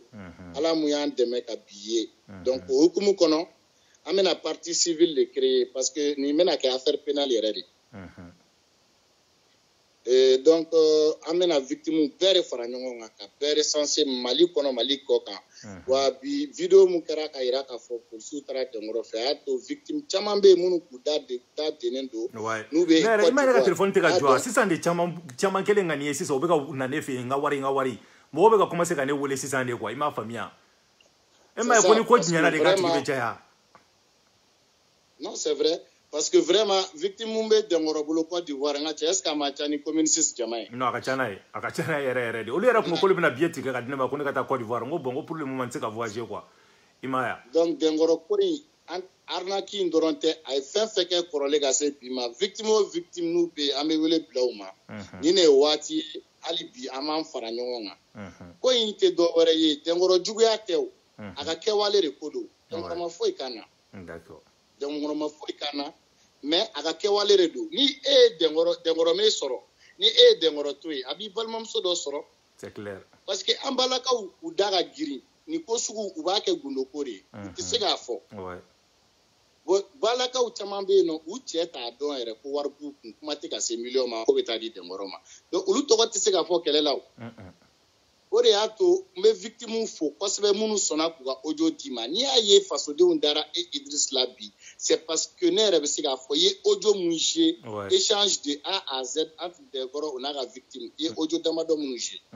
c'est vrai mais audio caman wɛrɛ b'an bolo an tɛ se k'u joué parce que u tigiw ma accord di a la donc kuma lasurunya kan un mɔgɔw k'u kan ka action mener sini mais Ala y'a kɛ 13e vraiment olu y'a daminɛ bi donc comme dossier in bɛ niveau min na actuellement je sais que la divulgation d'informations peut porter atteinte à la présomption. An k'an sigi dɔrɔn k'a lajɛ kunnafoni min bɛna bɔ a la voilà ne yɛrɛ bolo komi Dengɔrɔ yɛrɛ tun bɛ bɔ ka cɛbayakanw fɔ k'a bɛ Dengɔrɔbugu la ne y'o défi de lancer a ma bi n k'a ka bɔ ka vidéo kɛ an ma se k'a ye a ma vidéo kɛ bi donc Idriss n ko ko in bɛ yɔrɔ min sisan ne yɛrɛ bolo tiɲɛ la an ka politique caman bɔra a la quoi an bɛ faso ka baara to a bolo sariyatigiw ka baara t'u bolo tiɲɛ yɛrɛ la ne yɛrɛ kɔni est ce que nin tɛ an tɛ nin page in tourner mais fo victime ka wari on va veiller à ce que victime ka wari sɔrɔ mais k'a fɔ an bɛna bɔ ka bin kɛ Dengɔrɔ ko la bilen sisan a bɛna nɔgɔya sisan mɛnɛ a bɛna nɔgɔya sisan tiɲɛ na parce que Mali y'a ye k'a fɔ an y'an seko kɛ diɲɛ y'a ye k'a fɔ k'an y'an seko kɛ donc ni polisiw yɛrɛ taara a fɛ yen déjà k'u b'a minɛ n'a ma se ka minɛ o kɔfɛ bon o tɔ tɛ anw ka ko ye tuguni o tɔ ye sariya ka ko di an kɔni fɛn fɛn kun kan ka kɛ ko an tun bɛ se k'o kɛ an y'a bɛɛ kɛ c'est vrai voilà donc yɔrɔ in de don dɔrɔn an bɛ Ala fo ka Ala tanu hali bi donc i ye Sarafo ka kuma fɔ déjà kana ko in yɔrɔ in bila i bɛ taa n'o ye parce que non mais n'o gérer sans t'inquiète ko ka sujet de bɛ ne ɲɛnajɛ i b'a dɔn an fila bɛɛ ye bɔnbɔnsitigi quoi d'accord Albert n bɛ n'i bila ka Sarafo ka vocal in décortiquer sisan i y'a mɛn voilà ko ni Sarafo ka vocal ye ok merci voilà donc n balimaw je pense que aw ye faamuyali caman sɔrɔ sisan ko in kɔnɔna la nin de ye Albert ye Albert mun ni su clé sogoma ale de ni victime be contacti la victime nous ou bête mena Albert de fait parce que depuis dominer groupe Facebook WhatsApp in créé Albert de be ka be mananji donc vraiment ni tient segem ke a folie a dater ne bolo quoi ala de fene be se ka ale fene sara même muso do fene be nyo de fo ni muso sona dongo do atoko ka fo a fene toko be fo mais ale fene an demede parce que a fene ka relation bla en jeu hali bi ni ya e ka fo ko antara kan ena ko ka ni soit transmis ko ndum be tugutugu nyogona tanto ale fene ka chesiri bala nyo de fo onyena warbu bulunga ala de be on bulu balmaw kuma kana janya tuguni amena sarafo kama obe sarafo don sarafo mi ni che bombo shiba don tanto dengoro ni abena ko dokan ko pour que ubise ka jaba jeya malien ni parce que atara dengoro ya tadama ayo mine ayo dun abora nana kuma fali akira malien dembe sigile nyena donc ambora ka gushi la team Martinez bora ka défi lança e comme akungo kabena bo ko kana on kama nega mo ko nanye donc maintenant M5 groupe kono ube ka wulala ni fati ni ngana wulala klega ndere dire fe atakara je kuma be fo yeno olube ka bunte donc finalement ani dengoro oni dengoro ka page kirikara intiki utara planning do monter mais Idriss Bo fene karawi 600 alors qu'on a percé malien anga je folo anga sarafo nunga groupe kono mo la mais ukumbe ka taper sarafo kan domna a bora kana dengoro ka war dun kana nenfali parce que mena kuma kelen de fo malien ne Idriss ni ne ko bi ko ne be war mine video mania la billahi ne ma ke fin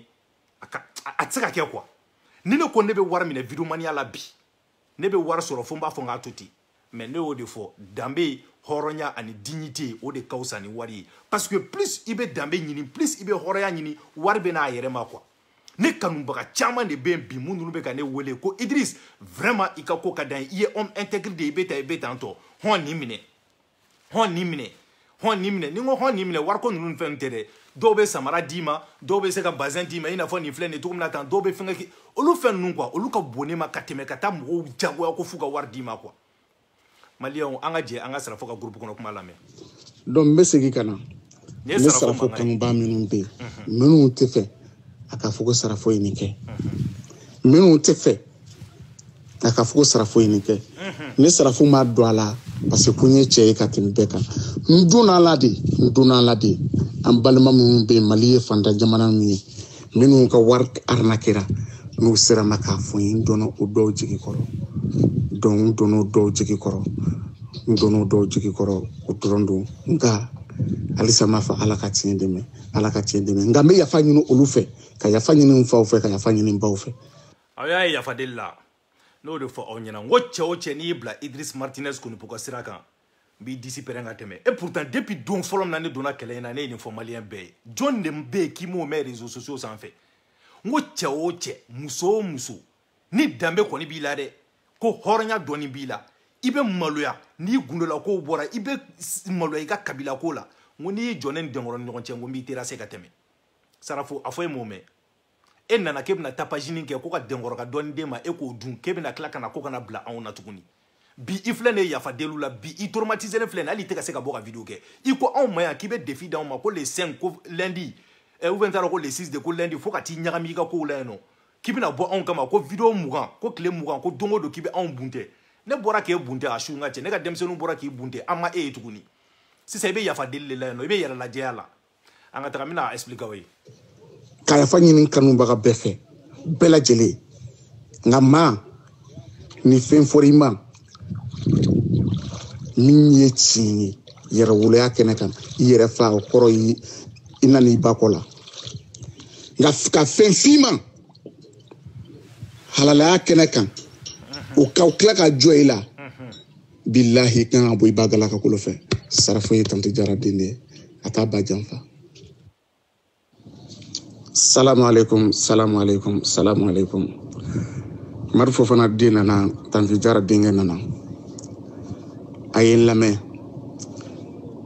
ma furula furu kono halala be kumaka ani kewale de bolo ne o cheden doye ne education min soro mbaw fe minu sara ani mbaw fe minu be balola ne bakelembe mako te jo foila tisaka mindia sarafo orela abe fo onyena ko avant de parler il faut réfléchir i filɛ nin ye bi i bɛ yɛrɛlajɛya dɔrɔn de la su tile sɔgɔma i bɛ yɛrɛlajɛya de la nka e b'a dɔn ne b'a dɔn ko wari bɛɛ tɛ dun i ye denkɔrɔ ka wari min dun nin i b'a dun kan fɔ dɛ mon frère parce que maliyɛnw ka danaya de tun bɛ e kan k'i bonbosiba in na ye tan ko nin cɛ in nin ye maa ladiri de i filɛ k'i ka M5 ko tiɲɛ k'i ka danaya tiɲɛ ni maliyɛnw ni ɲɔgɔn cɛ sisan i kɛra bɔ fu san fu de ye maliyɛnw bolo bilahi an ka taga denkɔrɔ yɛrɛ bɛna tila ka mun fɔ Sarafo kan ani a ka cɛnin a kan ka bon hakili ma an k'a lamɛn be mako tɛ jɔ foyi la a tɛ se ka min diyan donc ne tɛ se ka mana ko ta ka M5 sɛgɛrɛ a ye mɔgɔw to yen u bɛ fɛn ka min fɔ a y'u to u k'a fɔ bi 19h pile tiɲɛ bɛ bange bi 19h pile tiɲɛ bɛ bange ni Sarafo ye hɔrɔn ni hɔrɔn tɛ ni halala don ni halala tɛ a ye kuma dɔ fɔ ko bi 19h pile ko tiɲɛ bɛ bange a ye kuma in lamɛn ka ɲɛrɛ n bɛna tila k'a fɔ aw ye a ye kuma in fɔ kun jumɛn de la ko bi 19h pile ko tiɲɛ bɛ bange parce que o y'a sɔrɔ a tagara se denkɔrɔ ma ko ni denkɔrɔ ma ɲɛ a ma ko k'a bɔ maliyɛnw bolo k'a satɔ filɛ nin donc denkɔrɔ ninnu u nana stratégie de munumunu dɔ dilan k'o di Sarafo ma sisan u taara o fili u ka groupe in kɔnɔ yen nɔ donc mɔgɔw tilala ka yafa Sarafo ma sinon u bɛna bunteli min da Sarafo kan sisan n bɛna k'a la u k'a lamɛn mais Sarafo tilala ka taa denkɔrɔ fɛ yen ka taa a yɛrɛ jabajɛya n ko Idriss n b'a walawala ye sa aw kana perese a ye to yan dɔrɔn a y'a lamɛn nka n'a kɛra ne sɔn ye n'i ma n yɛrɛ faga walahi bilahi o kɔrɔ n bɔra n ba galakakolo fɛ n'a kɛra ne sɔn ye n'i ma n yɛrɛ faga o kɔrɔ n bɔra n ba galakakolo fɛ ne Sarafo n ye kakɔlɔ de ye siya fila ɲagaminen tɛ ne bɔnna na n ba kakɔlɔ n fa kakɔlɔ ka bɛɛ lajɛlen fɔ ka bɛɛ lajɛlen waleɲuman n y'a sɔrɔ min fɛ n'o ye n kɔrɔkɛ OMT Jack Boer de Sage olu ye ne kalan min na bilahi M5 a kɔnɔna mɔgɔw ye ne kalan min na u bɛ ka kɛlɛ min kɛ ka n kalan min na dura tɛ ne bolo yanni sa dɔw cɛ ka n kalon tigɛ n hɔrɔn ɲɔgɔn ye dura tɛ ne bolo yanni sa dɔw cɛ ka n hɔrɔn ɲɔgɔn janfa dura tɛ ne bolo yanni sa dɔw cɛ ka faden to dun n'o kɛra ne tun b'an ka wolo de ka aw fo Sarafo bɛ Segu dangada la 19h pile rendez-vous ye o y'a mɛn maliyɛnw n bɛna tila k'a walawala ye sisan ka bɛɛ fo ka bɛɛ waleɲuman dɔn minnu ye ɲuman fɔ o k'u fo u ka hakilina na minnu ye juguman fɔ o k'u fo o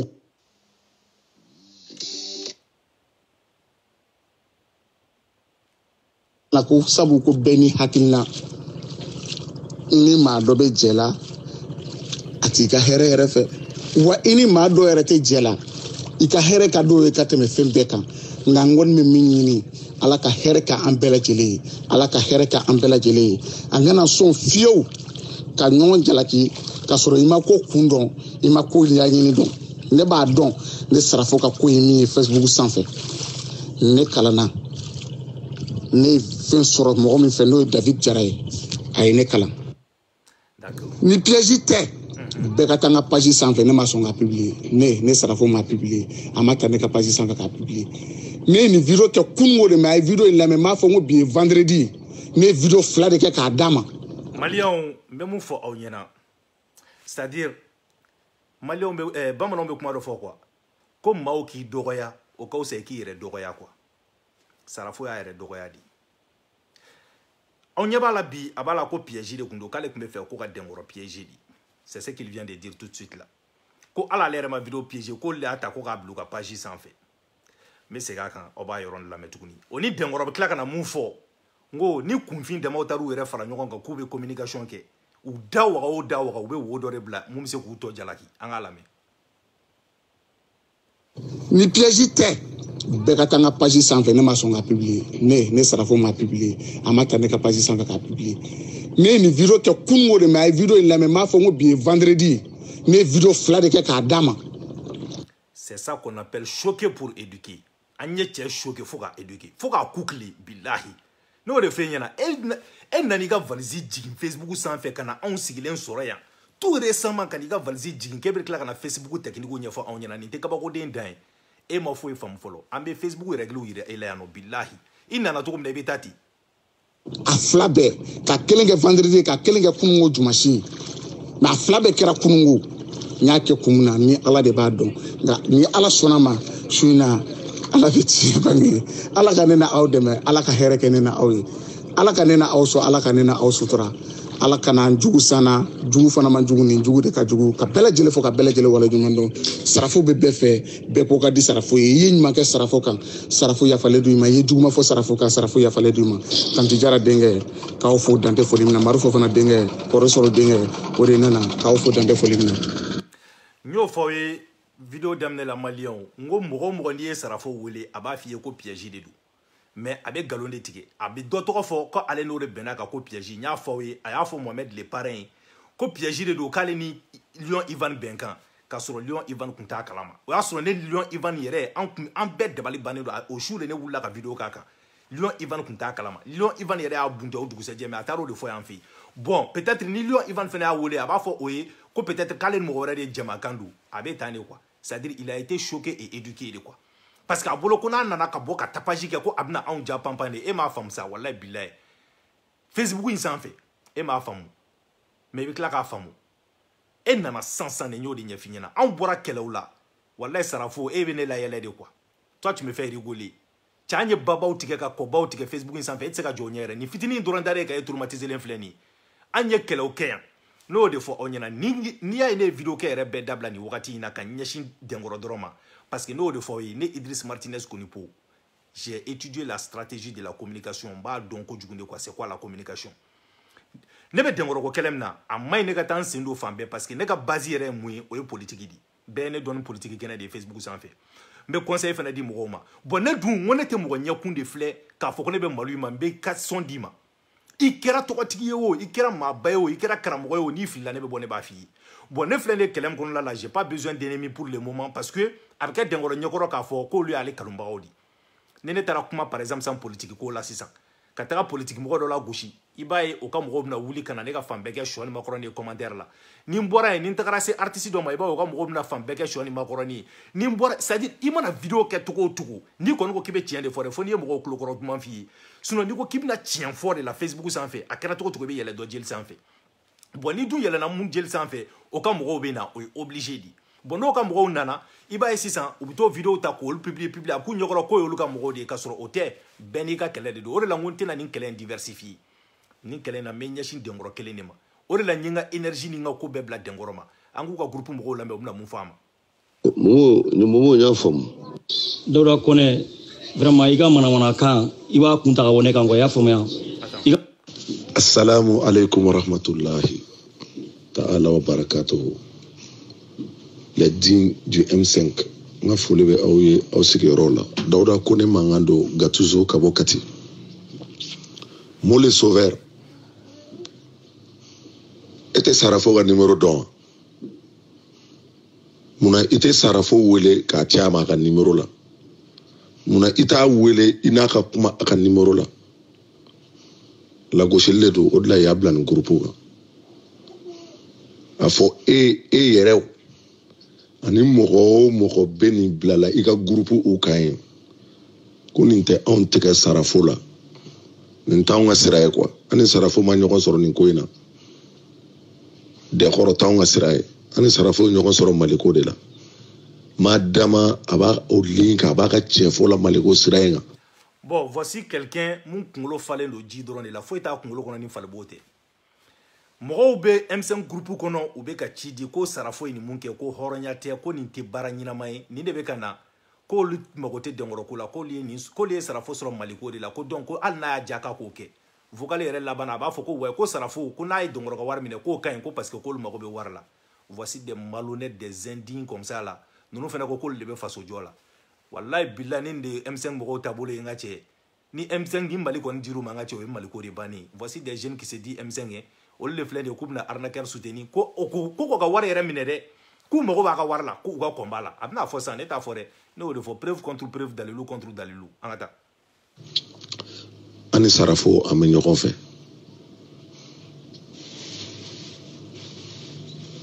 n bɛ min ɲini fɛ ala kama a ta i k'a bɔ an ka groupe kan i k'a bila sarafo kan fɛn kan a ci sarafo ma directement ka numéro la i b'o dɔn bon donc n b'a ɲini fɛ ala n'a kira kama a ta ka bɔ nin kan a lagositɔ de don wa i bɛ k'o de fɛnɛ ɲini wa an din di M5 nin t'anw tigɛ sarafo la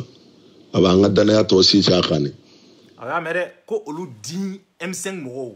ko nin t'olu tigɛ sarafo la maliyɛn bɛɛ tigɛra sarafo la yɔrɔ min na M5 mɔgɔw ko k'olu ma tigɛ sarafo la ko nin b'olu ka danaya tɔ de sinsin ko ka taga sarafo kan a y'a lamɛn a bɛna kuma jugu min fɔ o kɔfɛ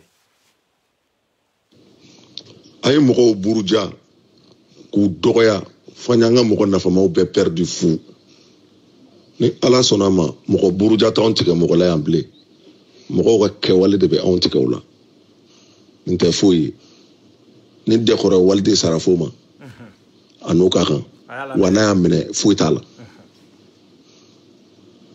an ka kɔnba mago bɛ wari fɛnɛ la maliyɛnw aw ye nin mɛn wa ko M5 mɔgɔw ka kɔnba k'u mago bɛ wari la ko donc ko sarafo ka taa denkɔrɔ ka wari minɛ voici les M5 qui se dit que ninnu de bɛ fɛ ka Mali ta ko ka Mali jɔ voici des jeunes mun ninnu ko cɛkɔrɔbaw dɛsɛra ko k'a d'olu ma anw ko k'an bɛna Mali kura de dilan Mali kura bɛna dilan ni maa minnu ye olu de filɛ nin ye tantôt k'olu mago bɛ wari la ko k'a minɛ ŋanamu wari don wa u mago t'o la fantanw ɲɛji wari don wa u mago t'o la olu ko dɔrɔn ko wari ka na dɔrɔn parce que olu mago b'a la voici des jeunes qui disent que olu de bɛ fɛ k'an ka Mali gérer ko Mali kura k'a jɔ ni ninnu mɔgɔw ye c'est une déception totale bilahi an ka taa bon donc maa ɲini fɛ ala n'a kira kama nin ta ka bɔ an ka groupe kan i k'a ci sarafo yɛrɛ ma ou bien i k'a wele téléphone na o k'a kuma kɛ assalamu alaikum rahmatullah a bɔra ka cɛnin gosi sisan k'o ye vocal bila groupe kɔnɔ k'o bɛ fɛ ka sarafo la gosi o cɛnin dun fɛnɛ ta tɛ bila ka di ala ma dɛ an k'o ka vocal lamɛn Dawuda Kone vraiment i ka manamana kan i b'a kun ta ka bɔ ne kan quoi i y'a faamuya i ka morobaliya n'i ka marabaliya i b'a kun ta ka bɔ ne kan sarafo bɛ tilen kan minnu buruja a t'u ka inbox yɔrɔ dɔn wa a t'u ka téléphone numéro dɔn wa a t'u so yɔrɔ dɔn wa ne hakili la an bɛ tiɲɛ sira de kan ni sarafo filila an b'a fa ye voici un jeune digne ni nin ka ɲi nin cɛnin nin ka ɲi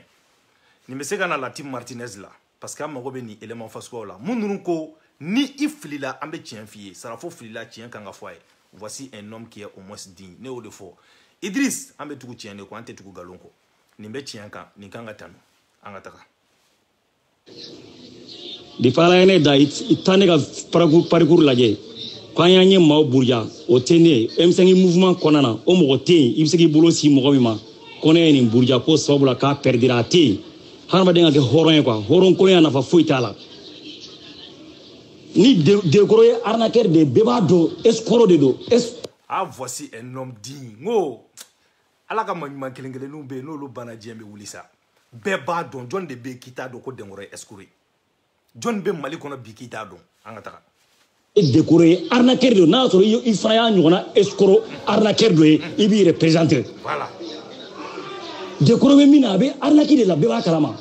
sarafo de bɔra ko dekoro bɛ min na k'a tɛ bɛn ko jinɛ tɛ wari di mɔgɔ ma ko dekoro bɛ nkalon kan des jours au lendemain ni sarafo kelen bɔra tuguni k'a fɔ ko dekoro ye min kɛ ko ɲuman dɔn ni an t'o de dɔn an b'a interpeller an b'a ɲininka a bɛ kɛ groupe in de kan yan nɔ mun na sarafo ma kɛ ani dekoro fila ma kɛ inbox la n'a ye video de kɛ dekoro kan a ye video de kɛ video kun ye jumɛn ye ko anw k'a ye an k'a mɛn video kun tɛ fɛn wɛrɛ ko ye video kun de ye an k'a mɛn an k'a ye ale sarafo bɛ ka min fɔ dekoro ma deuxième video fana kun ye mun ye an k'a mɛn k'a ye min fɔ sarafo ma kunu ko ale de tun bɛ fili la ye wa sarafo dekoro ye nin de ye dekoro ye nin dekoro ye nin de ye dekoro ka ɲi maa ɲɛ a ye fantanw dɛmɛ video kun t'o de ye donc n'an y'o ye an b'o ta ka inbox la ko mun kɛra a bɛ ɲɛna ko ne ye ɲɔgɔnna fɛndɔnbali de yan k'a y'a ka mɔgɔ ɲumanw perdu jɔn de y'a to a y'a ka mɔgɔ ɲumanw perdu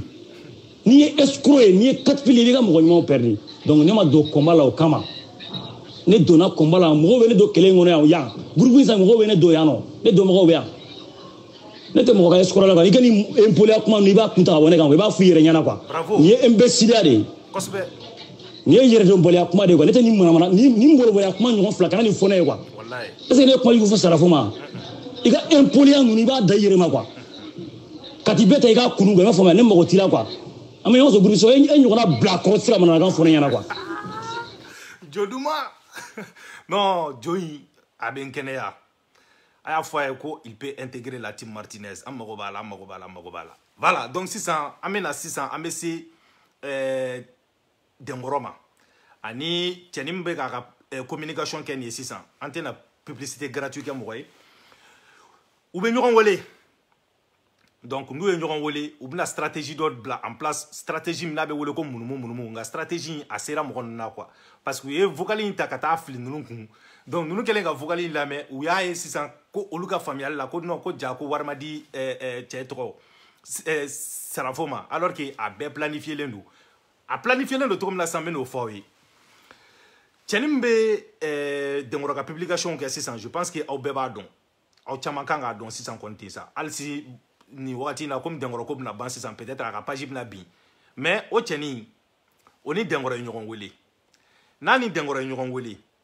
communication sera Idriss Martinez Konipo ma solution fila de don soit cɛnin ye Denkɔrɔ tarayi ka Denkɔrɔ enregistrer k'a fili mɔgɔw kun soit ani Denkɔrɔ bɛnn'a kan de u bɛna kuma sisan ka vocal in labɔ k'a kɛ i n'a fɔ vocal ye fuite kɛ o la mɔgɔw ka se ka Denkɔrɔ Sarafo jabajɛya o de la aw b'a ye Sarafo b'a fɔ ko ala bɛna tiɲɛ banque parce que nin ko in ye Sarafo choqué k'a éduquer dɛ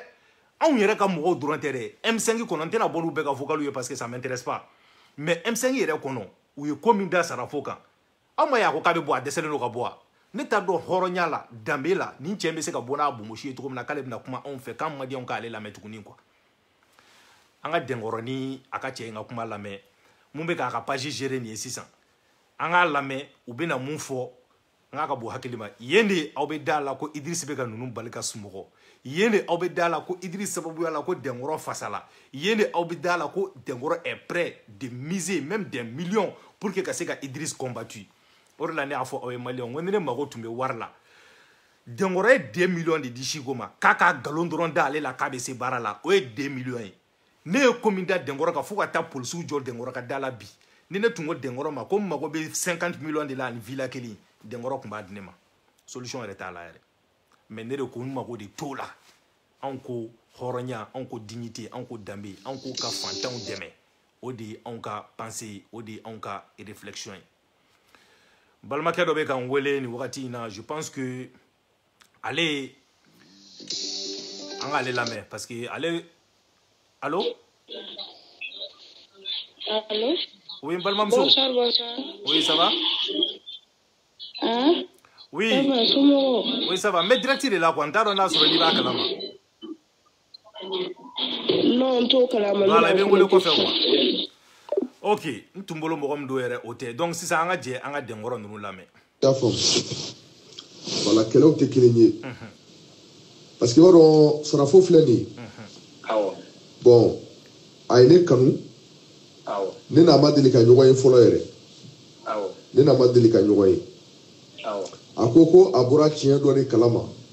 awɔ maliyɛnw an bɛ pause minɛ yan fɔlɔ Denkɔrɔ ko Sarafo ko a n'ale ma deli ka ɲɔgɔn ye fɔlɔ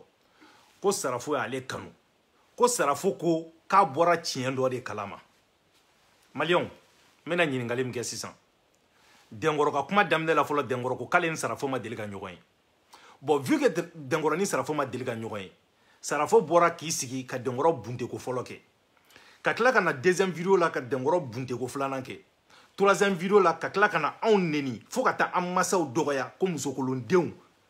Denkɔrɔ soutenir na donc ne bɛ fɛ ka mun dɔn sisan o Sarafo bɔra tiɲɛ kalama cogo di mun de ye Sarafo labɔ tiɲɛ kalama a ye tiɲɛ dɔn cogo di au moins a bɛ se ka tiɲɛ dɔn n'a sɔrɔ ani Denkɔrɔ kumana Denkɔrɔ ye fɛn ɲɛnamani kumabali yira a la a ye wari tu mais a nana explication min di o ye kunfinw ka explication kɔrɔ ninnu de ye ko a taara sungurubaw dɛmɛ a ye fantanw dɛmɛ a ɲɛna polisiw ma a ye nin don yan fɛ a ye nin bɔ yan fɛ mais a ye kuma bɛɛ fɔ fo ka jaabi yɛrɛ kɛ est ce que Denkɔrɔ ye escroc wa ou bien escroc tɛ a ma sɔn k'o jaabi dɛ a kɔni nana anw neni k'anw buruja ka diɲɛ kuma bɛɛ fɔ anw ma k'ale ye tiɲɛ ye sisan mais a ye tiɲɛ in cogo di Denkɔrɔ dun ko k'ale n'a ma deli ka ɲɔgɔn ye donc an bɛ Sarafo ɲininka o la a k'o jaabi d'an ma n'aw ko ko aw ka kegun Idriss aw bɛ dugu yɔrɔ min na dɛ ne bɛ si yen an ka taga disi da ko in disi la i b'a fɔ aw yɛrɛ bɛ ka ne yɛrɛ aw yɛrɛ fana ne kanu cogo min na parce que ne yɛrɛ ka ɲɔgɔn ye siɲɛ 2 wari ko tancɛ foyi ko tancɛ i ye kɛlɛ daminɛ a bɛ kalo 2 bɔ bi ne ma fili i b'a ye yan de k'a fɔ ko kuma in dilannen don quoi est-ce que tu vois normalement n bɛna kuma dɔ fɔ aw ɲɛna maliyɛnw comme n y'o de fɔ aw ɲɛna stratégie de la communication n b'a dɔn kojugu quoi n b'a dɔn n bɛ notion fitinin di aw ma quoi ni mɔgɔ bɛ téléphone na o bɛ ka kuma m'o sɛgɛrɛ fɛnɛ d'aw ma su in na quoi ni dɔ y'i wele sans téléphone na i n'a tigi bɛ ka kuma n'a bɛ ka kumaw f'i ɲɛna i yɛrɛ b'a dɔn ko min tɛmɛna e n'a ni ɲɔgɔn cɛ e yɛrɛ b'a dɔn ko min kɛra n'a tigi bɛ ka tila ka segin o kumaw kan k'i ɲininka ou bien de a bɛ ka question poser i kunna dis-toi que a bɛ k'i enregistrer ou bien i bɛ haut-parleur la a bɛ fɛ dɔ de k'i lamɛn est-ce que vous comprenez ni ne i wele sisan n bɛ k'a fɔ par exemple sisan Baba Cabral cɛ ne ko yakili b'a la don min an tagara yan fɛ yen nɔ denni tun bɛ yan fɛ yen nɔ cɛ n ka y'a dun ta a y'a bɔ tan yɔrɔ yakili bɛ denni in na ne ko denni ye mun fɔ yɔrɔ e kɔni yakili b'a la a ma fɔ ne ye tan a ma fɔ ne ye tan n bɛna mun fɔ aw ɲɛna i bɛ taa sɔrɔ dɔ de sigilen don kɛrɛfɛ n bɛ fɛ Baba k'a confirmer téléphone na o ye de pour que o k'a lamɛn ou bien ni Baba bɛnmankan don an bɛna a dilan pour que k'a bila sisan k'a kɛ i n'a fɔ a ye fuite kɛ sinon n'o de fɔ aw ɲɛna ni denkɔrɔ bɛ se ka communication kɛ cogo di mun bɛ ka denkɔrɔ ka charge de communication kɛ bi olu fila ka kuma téléphone na o enregistrement kana a yɛrɛ sɔrɔ Idriss ka téléphone kɔnɔ aw t'a dɔn depuis ye ko il y a quelque chose aw ka kekun ni mɔgɔ min ye aw b'olu dɔn mais est ce que aw bɛ Idriss Martinez dɔn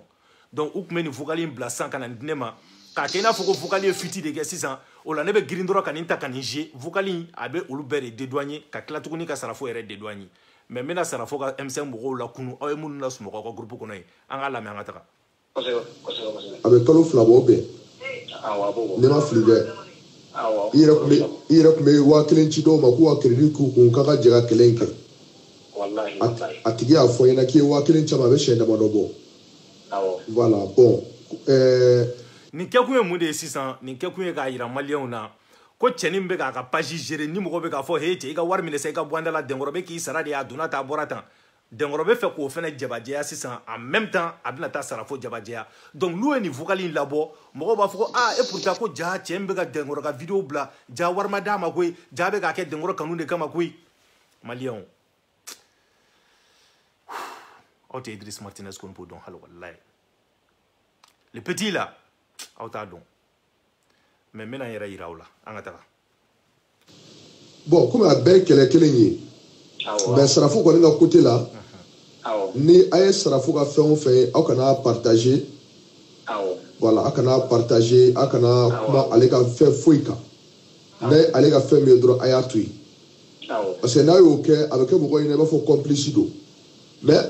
comme ale yɛrɛ fɛnɛ b'a dɔn k'a fɔ baaraɲɔgɔnya aw fɛnɛ bɛ kɛlɛ de kɔnɔ parce que ni ale yɛrɛ kun ko ne ma ko ne k'a fɔ n ka mɔgɔ ye mais ne b'a dɔn ko pisisi kelen pe o de ta ka gɛlɛn mais ni ale y'aw ta ye a bɛ k'a kɛ bon a hakili bɛna faamu mais n'i y'a dan ne yɛrɛ ma aw fɛn fɛn bɛ kɛlɛ kɔnɔ a b'ale ta in to yen fo n'a yɛrɛ ko ko a ka partager sinon n'a ye ko kɛ a b'a to yen voilà munna o bɛ ka kɛ sisan maliyɛnw parce que M5 mɔgɔw kɛlen don ka taa tugu Sarafo kɔ la u ka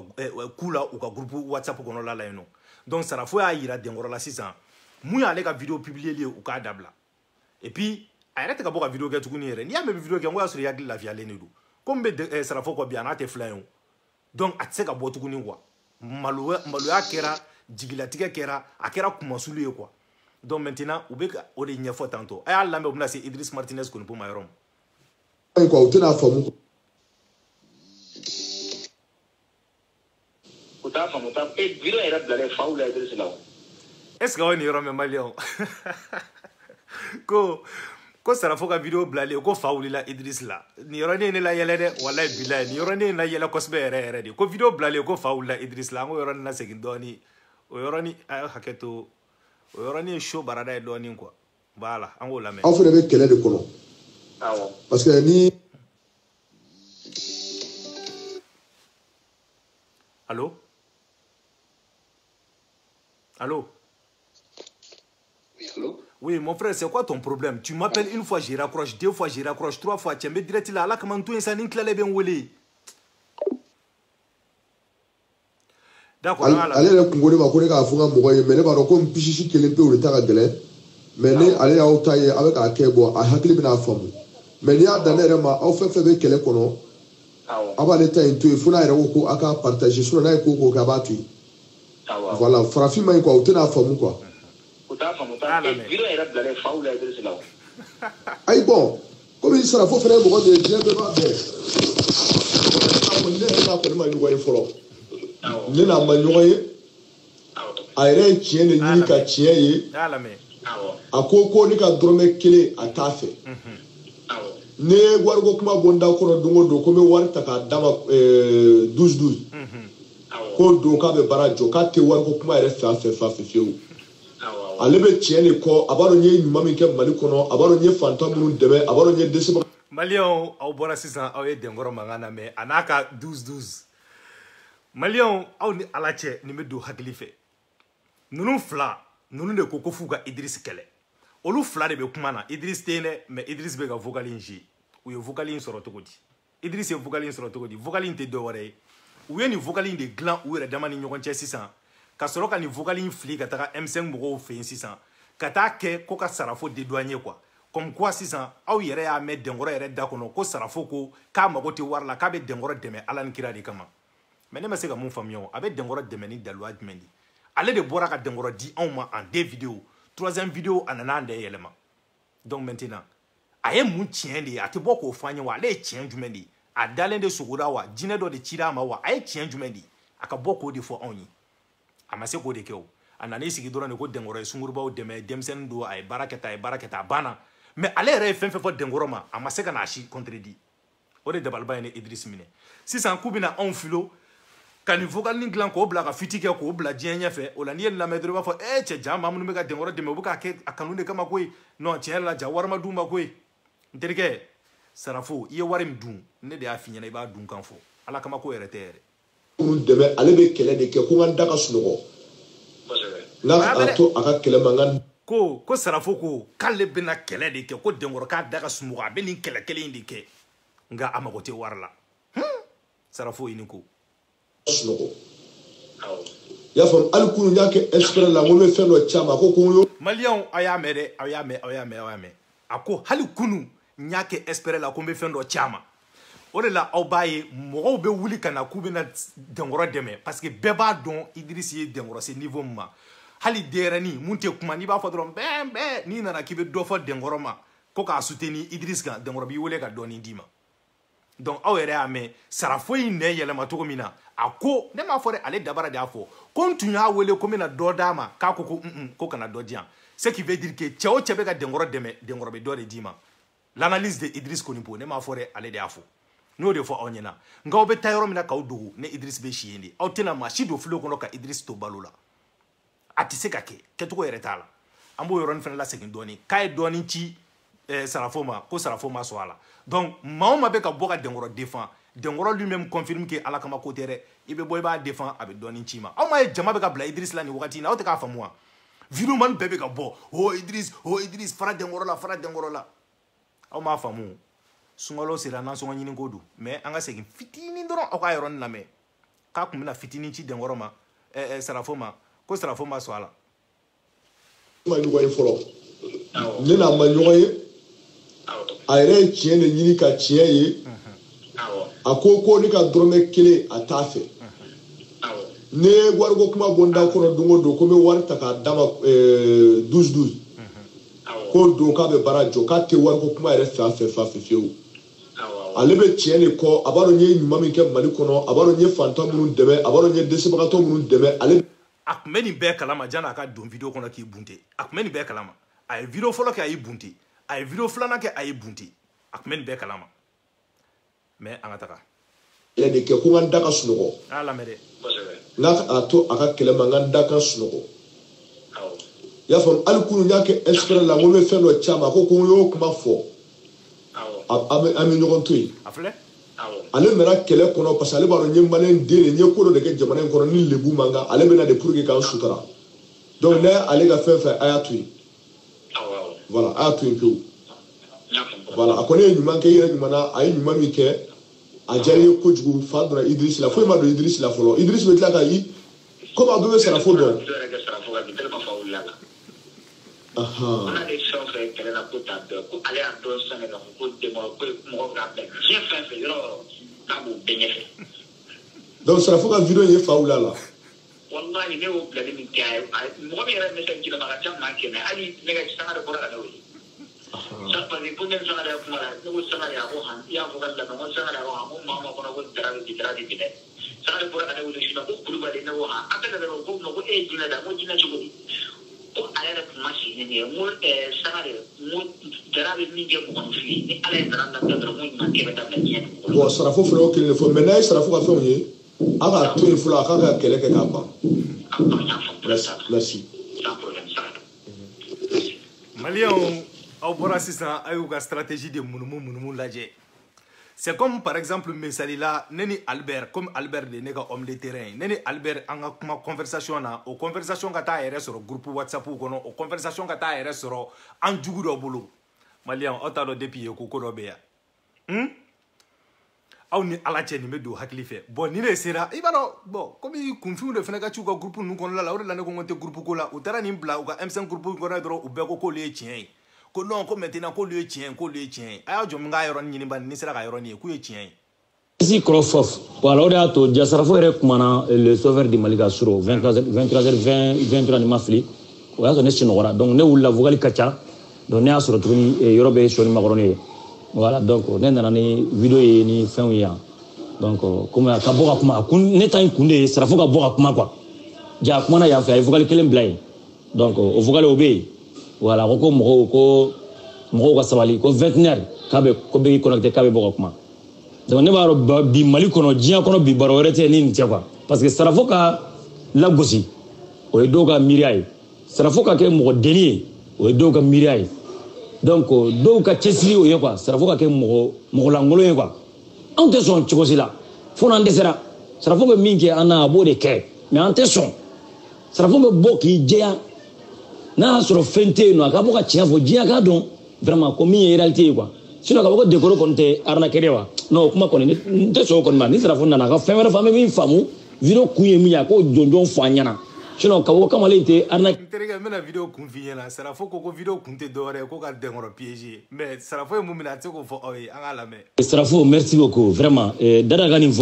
vocal bilalen sisan groupe kɔnɔ a y'u nɛ falelen lajɛ tuguni n ko cɛ ninnu nalon ta ka di koyi a y'a lamɛn. kosɔn ne filɛ ka yɛlɛ sanfɛ a ko k'i kumana Suro parce que Suro ne dara joona voilà ne kuma i ka nin vocal lamɛn sinon ne taara ni vidéo ye le digne de M5 RP ne taara ni vidéo ye yen nɔ donc ka bɔ ka kuma sara mɔgɔw la fana Krofof bɔra ka kuma nin ye donc i ye audio dɔ ci a ma donc a bɔra ka audio in bila donc an y'a lamɛn voilà donc ne yɛrɛ kɔni kun y'a fɔ n ko i ye wari min minɛ sa dekɔrɔbɔlaw i ka taa ka wari d'a ma parce que nin kuma in de bɛ ka fɔ Sarafo parce que an tɛ se ka sɔn quoi donc vraiment i kuma na a diyara n ye quoi donc yanni mɔgɔ wɛrɛw an jugu minnu bɛ k'an kɛlɛ yanni olu ka bɔ k'i dɔgɔya k'i da lɛfɛ la fɔlɔ an minnu min ye i dɔ ye an de fɔlɔ b'i da lɛfɛ la voilà u k'a dɔn k'a fɔ ko an ni tɛ ɲɔgɔn fɛ nin ko in na voilà nin vocal in donc o de y'a to n ye fɛn ninnu bila ka taa yan fɛ quoi donc Sarafo vraiment i yɛrɛ kumana groupe sanfɛ le sauveur du Mali n kun b'i ka vocal in lamɛn quoi sinon ni kun y'a lamɛn fana n kun tɛ fɛn ninnu transférer M5 din sanfɛ quoi parce que a kun de i ka bɔ ka kuma quoi ja i kuma. Maliens aw yɛrɛ y'a ye Idrisi t'a don cogo min na denkɔrɔ ni Sarafo ninnu k'u la n y'o de fɔ aw ɲɛna Idriss ka kɛlɛ a éviter parce que ne ka kɛlɛ tɛ ko n b'i caresser k'i bila n y'o fɔ bɛɛ ɲɛna j'ai dit à tout le monde n ko ni ne ye kɛlɛ daminɛ n bɛ se k'a nɔngiri ka kalo kelen kalo fila hali san kelen kɛ mais a dɔn k'a fɔ ko n bɛ tila ka segin ka na dɛ bilahi wallahi bilahi n bɛna kuma dɔ fɔ aw ɲɛna ne Idriss Martinez Konipo ne delila ka 1200 € bɔ n yɛrɛ kunna wari kɔnɔ pour que ka faux